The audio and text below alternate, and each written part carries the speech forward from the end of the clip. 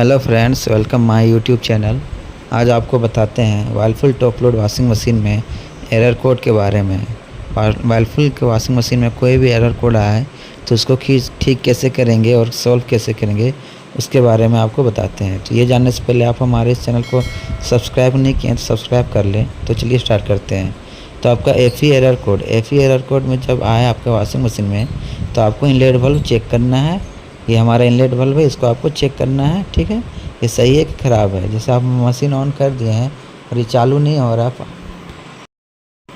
Machine start कर दिए हैं और ये हमारा काम नहीं कर रहा, पानी नहीं ले रहा है, तो हम इसको चेक करेंगे, इनलेट वाल्व को चेक करेंगे। और अगर वो ठीक है तो हम आपका ये नल में आपका जो अडेप्टर लगा हुआ है तो इसको हम चेक करेंगे कि कहीं ये हमारा यहाँ से तो पानी जा रहा है कि नहीं जा रहा है। अगर वो ठीक रहेगा तो हम चेक करेंगे, इनलेट वाल्व के फ़िल्टर चेक करेंगे कहीं वो गंदा है कि नहीं। अगर वो गंदा है तो उसको हम साफ़ करके उसको इस तरह से हम लगा देंगे और लगाने के बाद हम चेक करेंगे और आपका ये प्रॉब्लम सॉल्व हो जाएगा, एफई का प्रॉब्लम सॉल्व हो जाएगा। ओके, तो अब आते हैं डीई एरर कोड। तो डीई एरर कोड आपका जब भी वर्लपूल का वॉशिंग मशीन में आता है तो आपको सबसे पहले ये आपका ड्रेन मोटर है, इसको चेक करना है। इसको चेक करना है कि इसमें कहीं वायर वगैरह कटा हुआ है कि नहीं, ये काम कर रहा है कि नहीं। क्या कि डीई एरर कोड में आपका ड्रेन मोटर का ही प्रॉब्लम होता है। ठीक है, तो इसको आप एक तरफ से इसको चेक कर लीजिएगा, उसके बाद आपको फिर चेक करना है ये हमारा ड्रेन वाल्व है, इसको चेक करना है कि हमारा ये खींच रहा है कि नहीं खींच रहा है। ठीक है, अगर नहीं खींच रहा है तो हम चेक करेंगे इसके अंदर हमारा कोक रबर चेक करेंगे। ये देखिए हमारा कोक रबर है, ये हमारा स्प्रिंग है, ये काम करता है। जब वो खींचता है तो ये हमारा स्प्रिंग जो है काम करता है। अगर ये सही से काम नहीं कर रहा है तो पानी बाहर नहीं निकलेगा, और पानी बाहर नहीं निकलेगा तो ये हमारा एरर कोड आएगा। ठीक है, और हाँ, ये हमारा ड्रेन पाइप है, ये पानी निकलने वाला है। अगर इसको आप हाइट में करके पानी निकालिएगा तो आपका पानी सही से नहीं निकलेगा और आपका डीई का एरर कोड आएगा। क्या कि पानी सही से नहीं निकलेगा तो पानी आपका मशीन में ही रहेगा, तो पानी मशीन में रहेगा तो आपका मशीन काम नहीं करेगा और इसमें डीई का एरर कोड आएगा। ठीक है, अब आते हैं एलई एरर कोड के बारे में जानते हैं।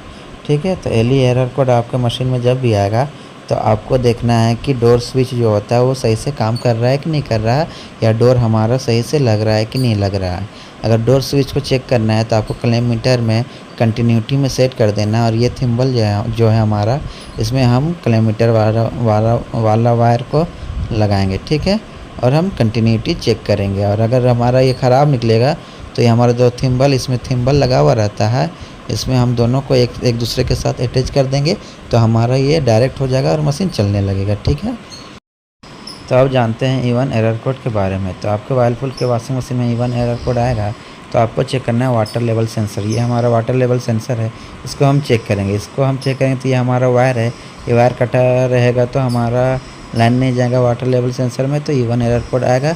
अगर ये वायर नहीं कटा हुआ है तो ये हमारा, इसमें देखिए इसमें पाइप लगा हुआ रहता है, ये हमारा पाइप है, ये पाइप इसमें लगा हुआ रहता है और ये यहाँ से लग के डायरेक्ट जाता है वाश टब में जाता है। अगर ये चौक हो जाएगा तो हमका इवन का एरर कोड आएगा। ठीक है, और अगर ये भी सही है तो हमारा वाटर लेवल सेंसर ख़राब हो सकता है, इसको रिप्लेसमेंट कर दीजिएगा तो हमारा मशीन ठीक हो जाएगा। ओके, तो अब आपको बताते हैं पीई एरर कोड के बारे में।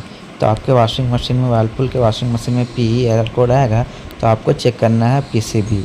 ये हमारा देख रहे हैं, ये हमारा पीसीबी है, इसमें हम चेक करेंगे। ठीक है, क्या कि पीई एरर कोड का मतलब होता है सप्लाई एरर कोड। आपका सप्लाई सही से नहीं, पावर सप्लाई सही से नहीं आ रहा है, इसलिए आपके डिस्प्ले में पीई एरर कोड आएगा। तो उसको चेक करने के लिए हमारा पीसीबी, इसमें देख रहे हैं आप छोटा छोटा सामान है, डायोड वगैरह, कैपेसिटर वगैरह लगा हुआ है, ये ख़राब होने से भी हमारा पीई एरर कोड आएगा। तो इसको आप इसको आप रिप्लेसमेंट कर सकते हैं या फिर इसको आप रिपेयर करके मशीन में लगा सकते हैं, और ये कर दीजिएगा तो आपका मशीन ठीक हो जाएगा। ठीक है, तो उसके बाद आपका है यूई एरर कोड। तो चलिए यूई एरर कोड के बारे में बताते हैं। तो आपके वॉशिंग मशीन में यूई एरर कोड जब भी आएगा तो आपको चेक करना है वॉशिंग मशीन का वो जो टब होता है, जो टब के चारों तरफ हमारा जो सस्पेंशन रड लगा हुआ रहता है, उसको चेक करना है कहीं वो रस्ट तो नहीं ना आ गया है।